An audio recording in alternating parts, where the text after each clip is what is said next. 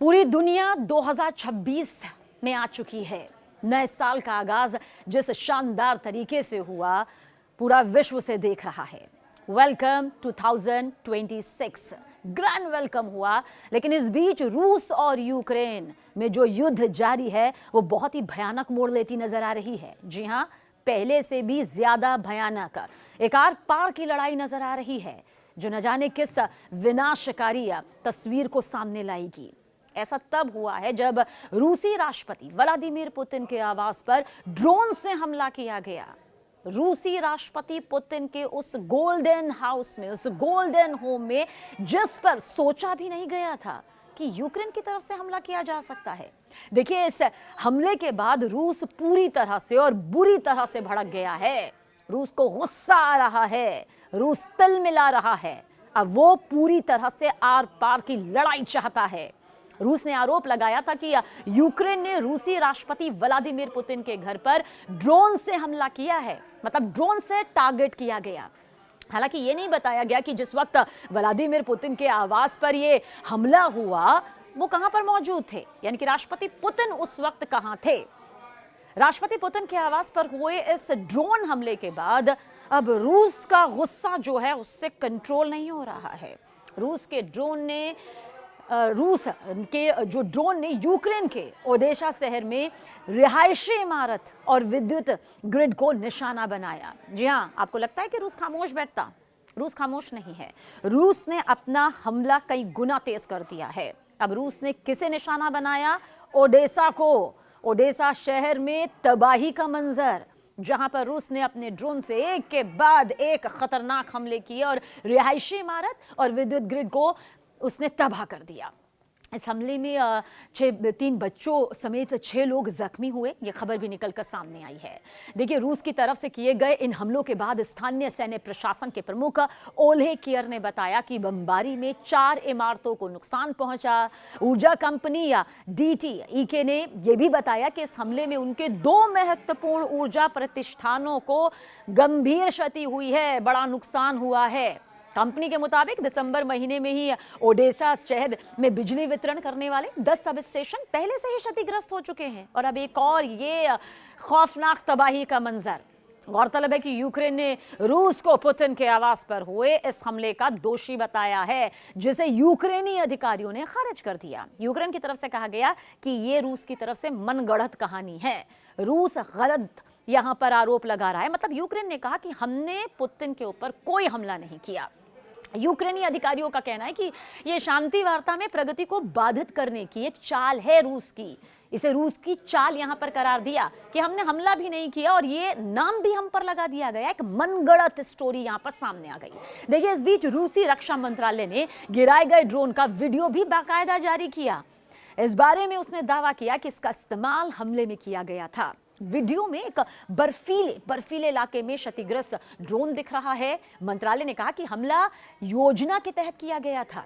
तो रूसी वायुसेना के मेजर जनरल एलेक्जेंडर रोमानेकोव ने दावा किया कि ड्रोन ने यूक्रेन के सूमी और चेर्निहिव क्षेत्रों में ये उड़ान भरी थी। ये दावा किया गया है। अब रूस ने इसे आतंकवादी हमले के साथ साथ पुतिन पर व्यक्तिगत हमला बताया है कि आपने तो रूस के राष्ट्रपति व्लादिमीर पुतिन के ही आशियाने पर हमला कर दिया, जिसे अचूक किले के तौर पर जाना जाता है, जिसे अभेद किले के तौर पर जाना जाता है, जिसे गोल्डन होम कहा जाता है। रूसी रक्षा मंत्रालय ने कहा कि हमला 28 दिसंबर की शाम को करीब 7 बजे शुरू हुआ था। बाकायदा देखिए, टाइमिंग भी यहां पर बताई गई है, करीब 7 बजे ये शुरू हुआ। मंत्रालय ने यह भी कहा था कि हमले में पुतिन के घर को कोई नुकसान नहीं हुआ, क्योंकि हमने हवा में ही यूक्रेन के ड्रोन्स को मार गिराया, नेस्तनाबूद कर दिया। अमेरिका स्थित institute for the study of war यानी कि ISW, जो यूक्रेन रूस संघर्ष को डॉक्यूमेंट करता है, उसके जरिए कहा गया कि उसने ऐसी कोई फुटेज या रिपोर्टिंग नहीं देखी है जिसमें पुतिन के आवास पर हुए हमले की पुष्टि हो सके। ये एंगल भी यहां पर निकलकर सामने आ रहा है। ये युद्ध सिर्फ 2 देशों की लड़ाई नहीं है, ये इंसानियत पर पड़ा एक गहरा जख्म है। इसकी शुरुआत 24 फरवरी 2022 को हुई थी, जब रूस ने यूक्रेन पर बड़ा सैन्य हमला किया था। मिसाइलें चली, टैंक सड़कों पर आए और देखते ही देखते शहर युद्ध के मैदान में तब्दील हो गए। सुबह उठते ही यूक्रेन के लोग बंकरों में छिपने लगे। स्कूल, अस्पताल, घर, सब कुछ निशाने पर आ गया। जिस धरती पर कल तक बच्चे खेलते थे, वहां आज बारूद की गंध फैल गई। इस युद्ध की जड़ें कई साल पीछे जाती हैं। रूस नहीं चाहता था कि यूक्रेन पश्चिमी देश हो और नेटो के करीब जाए, जबकि यूक्रेन अपनी आजादी और भविष्य खुद तय करना चाहता था। और यही टकराव धीरे धीरे इतना ज्यादा बढ़ गया कि बंदूकें बोलने लगी। रूस ने इसे अपनी सुरक्षा से जोड़ा, यूक्रेन ने इसे अपने अस्तित्व की लड़ाई कहा। लेकिन सच्चाई यह है कि दोनों के बीच फंसी आम जनता सबसे ज्यादा इसमें पिसती चली गई, जो अब भी पिस रही है। युद्ध शुरू होते ही यूक्रेन के बड़े शहरों पर हमले हुए। कीव, खार्किव, मारियोपोल जैसे शहर महीनों तक गोलाबारी यहां पर झेलते रहे। मारियोपोल तो पूरी तरह से देखिए तबाह ही हो गया। वहां के लोग बिना बिजली, पानी, खाने पीने और बिना दवाइयों के लिए जीने को मजबूर हो गए।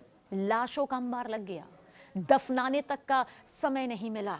कई परिवार ऐसे थे जिनकी 3-3 पीढ़ियां एक साथ ही खत्म हो गई।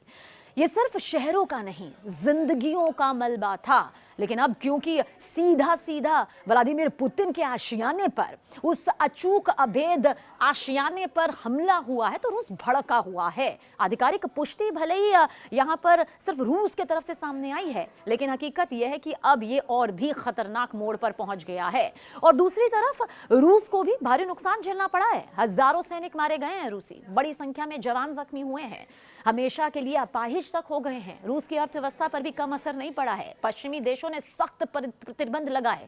तेल, गैस, बैंकिंग, व्यापार, सब पर इसका असर पड़ा। आम रूसी नागरिकों की जिंदगी भी महंगी और मुश्किल होती चली गई। कई कंपनीज देश छोड़कर चली गईं। रोजगार पर इसका बुरा असर पड़ा। यूक्रेन की हालत तो देखिए और भी यहाँ पर दर्दनाक रही है। करोड़ों लोग अपने ही देश में शरणार्थी बन गए। लाखों लोग दूसरे देशों से भागने को मजबूर हो गए। हाँ, दूसरे देशों में चले गए, अपनी धरती, अपनी जमीन को यहाँ पर छोड़ते हुए। खेत बर्बाद हो गए, उद्योग धंधे पूरी तरह से ठप हो गए। पूरा देश विदेशी मदद पर निर्भर हो गया। बच्चों की पढ़ाई छूट गई। माता पिता अपने बच्चों को बचाने के लिए सरहद पार करते नजर आए। ये युद्ध यूक्रेन के लिए जिंदगी और मौत की लड़ाई बन गया। साल 2023 और साल 2024 में तो देखिए लड़ाई और भी ज्यादा क्रूर होती चली गई। मतलब जो लगा लड़ाई कुछ दिन चलेगी, उसने सालों साल ले लिए। ड्रोन, लंबी दूरी की मिसाइलें, अत्याधुनिक हथियारों ने तबाही का वो स्तर, वो मंजर दिखाया जो बस बढ़ता ही चला गया। गांव के गांव नक्शे से मिट गए। सोचने भर से ही रूह कांप जाएगी। बिजली घर, पुल, रेलवे लाइन, अस्पताल, सब कुछ ढह गया। ताश के पत्ते की तरह जिंदगी पूरी तरह से बिखर गई और सालों साल पीछे यूक्रेन चला गया। विकास से विनाश की ये कहानी सालों साल से चलती आ रही है और अब तो रूसी राष्ट्रपति व्लादिमीर पुतिन के घर पर यह हमला रूस को भड़का चुका है। सर्दियों में लोग बिना हीटर, बिना रोशनी के ठंड में ठिठुरते रहे, अब भी ठिठुर रहे हैं। युद्ध के मौसम ने जिस तरह से हर किसी को दुश्मन बना दिया, उसने तो दिल दहला देने वाली तस्वीर सामने रखी है। अब सवाल उठता है कि सबसे ज्यादा नुकसान किसे हुआ है? देखिए, सीधा जवाब है सबसे ज्यादा नुकसान आम लोगों को हुआ है। अगर देशों की बात करें ना, तो यूक्रेन को जमीन, शहर, आबादी, भविष्य, हर स्तर पर भारी नुकसान हुआ। हाँ, रूस को सैन्य और आर्थिक झटका जरूर लगा है, भले ही वो माने या ना माने, लेकिन युद्ध उसके शहरों के उस स्तर तक नहीं पहुंचा जैसा यूक्रेन में हुआ। जाहिर सी बात है, क्योंकि दोनों की सैन्य ताकत, आर्थिक ताकत एक दूसरे से जमीन आसमान के ऊपर फर्क में नजर आती है। हाँ, यूक्रेन को जरूर उन देशों का सहारा नजर आता है जिसमें उसे लगता है कि अमेरिका उसके साथ है, लेकिन अमेरिका का किरदार भी बखूबी सामने आता रहा है। यूक्रेन का विनाश ज्यादा दिखता है, इसमें कोई शक नहीं, कोई दो राय नहीं, ज्यादा गहरा भी है। यह युद्ध हमें बताता है कि जीत किसी एक की नहीं होती है। अंत के दावे टीवी पर होते हैं, लेकिन हार जमीन पर लहू लुहान की होती है, क्योंकि लहू लुहान लोग नजर आते हैं, जिंदगियां नजर आती हैं। माँ अपने बेटे का इंतजार करती है जो कभी लौट कर नहीं आता। बच्चा अपने पिता की तस्वीर से बातें करता है। और इस युद्ध की ना असली तस्वीर यही है। रूस यूक्रेन युद्ध आज भी जारी है, लेकिन अब तक ये साफ हो चुका है कि ये सिर्फ सीमाओं की लड़ाई नहीं, ये मानवता की परीक्षा है। इतिहास में इसे एक ऐसी विनाश की कहानी के रूप में बाद में याद किया जाएगा, जहां ताकतवर देशों के फैसलों की कीमत आम जिंदगियों को अपने खून से चुकानी पड़ रही है। रूस यूक्रेन युद्ध की ये कहानी हकीकत है। समझने के लिए हमें थोड़ा और पीछे जाना होगा, जहां 1991 में सोवियत संघ टूटने के बाद यूक्रेन एक आजाद देश बना। तब से यूक्रेन अपनी अलग पहचान, अपनी सरकार और अपने फैसलों के साथ आगे बढ़ना चाहता था। लेकिन रूस यूक्रेन को सिर्फ एक पड़ोसी देश नहीं, बल्कि अपने पुराने प्रभाव वाले इलाके के रूप में देखता रहा, और यही सोच आने वाले सालों में टकराव की सबसे बड़ी वजह बनी। वक्त बीता, वक्त के साथ यूक्रेन यूरोप और पश्चिमी देशों और के करीब जाने लगा। यूक्रेन दरअसल चाहता था कि वो यूरोपियन यूनियन और नेटो जैसे संगठनों से जुड़ जाए, अपनी ताकत को बढ़ा ले, अपना नाम अंतर्राष्ट्रीय स्तर पर और मजबूत कर ले, बुलंद कर ले, और उसकी सुरक्षा भी मजबूत हो जाए, देश का विकास हो। रूस को ये बात नागवार गुजरी। रूस को दरअसल ये खौफ तो था कि अगर यूक्रेन नेटो में शामिल हो गया तो नेटो की सेना और हथियार सीधे रूस की सीमा तक आ जाएंगे और उसकी सुरक्षा के लिए आने वाले वक्त में एक बड़ा खतरा साबित हो सकते हैं। देखिए, साल 2014 में हालात बहुत बिगड़ गए थे, आज साल 2026 में है, लेकिन कहानी कब बहुत बिगड़ने वाली शुरू हुई? साल 2014। उसी साल रूस ने यूक्रेन के क्रीमिया इलाके पर कब्जा कर लिया। साल 2014 रूस ने कहा कि क्रीमिया के लोग अब उसके साथ रहना चाहते हैं, लेकिन दुनिया के ज्यादातर देशों ने इसे सरासर गलत बताया और जबरदस्ती करवाया गया कदम माना। इसके बाद यूक्रेन के पूर्वी इलाकों में रूस समर्थित गुटों और यूक्रेनी सेना के बीच लड़ाई भी शुरू हो गई, और तभी से दोनों देशों के रिश्ते लगातार खराब होते चले गए। 24 फरवरी 2022 पूरी दुनिया ने देखा किस तरह से हालात युद्ध में तब्दील हुए। रूस ने अचानक यूक्रेन पर एक बड़ा सैन्य हमला कर दिया, मिसाइलें चली, टैंक घुसे और कई शहरों में बमबारी ही बमबारी। किसी ने सोचा भी नहीं था कि आज के दौर में युद्ध देखा जा सकता है, पर रूस ने ऐसा कर दिखाया।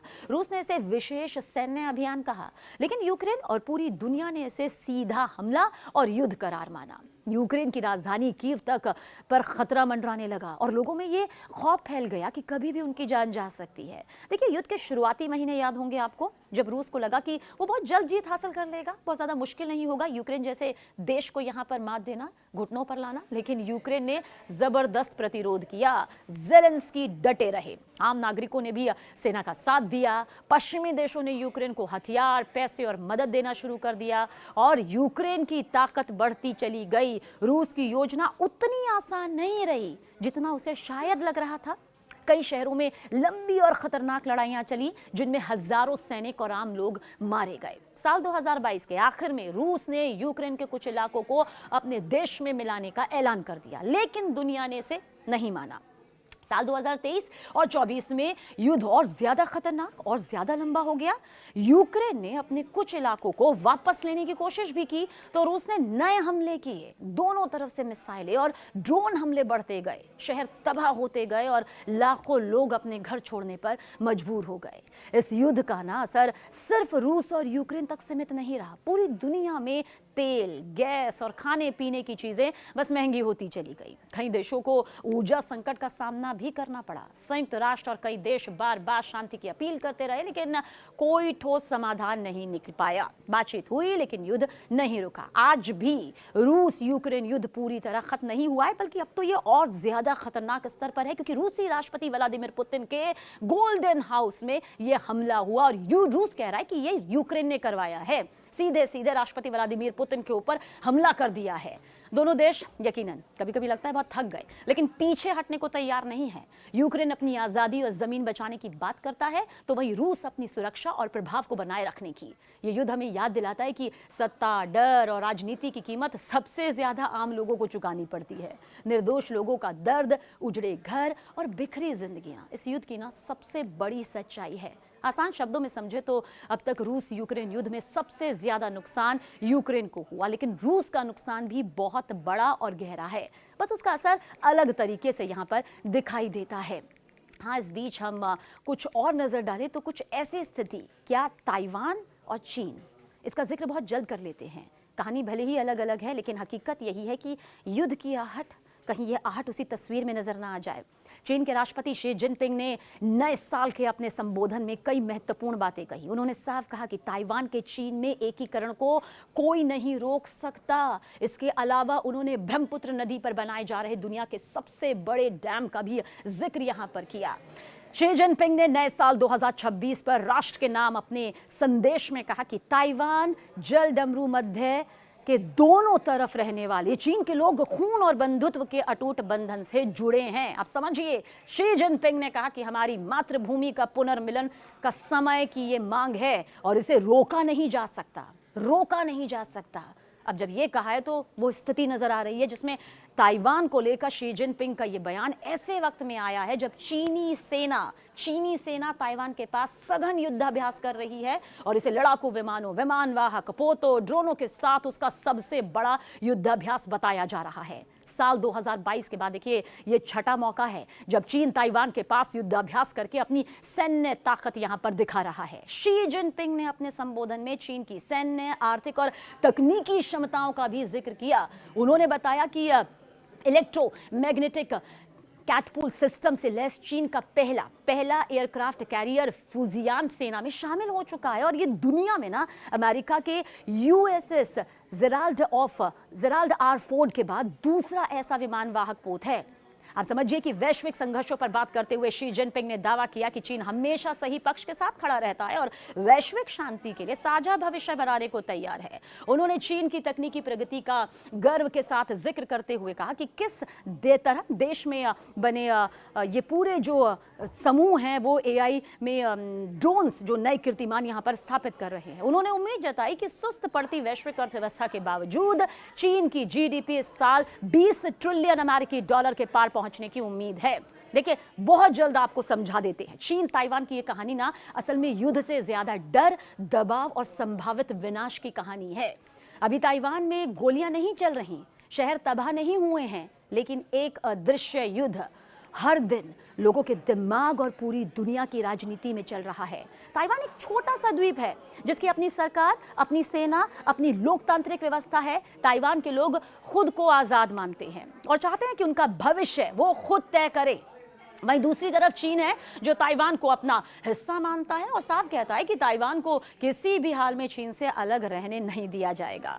चीन इसे राष्ट्रीय एकता का मुद्दा बताता है, लेकिन ताइवान के लिए ये उसके वजूद का सवाल है। आज की हालत यह है कि चीन लगातार ताइवान के आसपास अपनी सैन्य ताकत दिखा रहा है। समुद्र में युद्धपोत घूमते हैं, आसमान में लड़ाकू विमान उड़ते हैं, मिसाइल अभ्यास होते हैं और ये सब बिना गोली चलाए एक तरह की घेराबंदी जैसा माहौल बना देता है।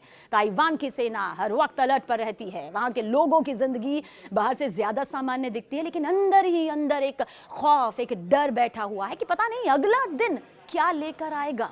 माता पिता सोचते हैं कि अगर युद्ध हुआ तो बच्चों का क्या होगा। व्यापारियों को डर है कि अर्थव्यवस्था बैठ जाएगी और युवाओं को चिंता है कि उन्हें हथियार उठाने पड़ सकते हैं।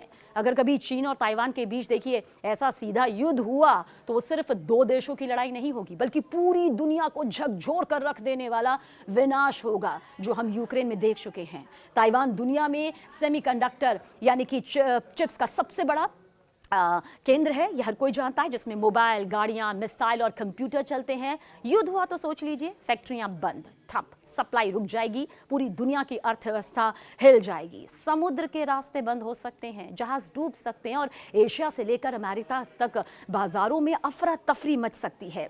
ये विनाश सिर्फ ना बम और मिसाइलों का नहीं, बल्कि रोजगार, सपनों और भविष्य का भी होगा।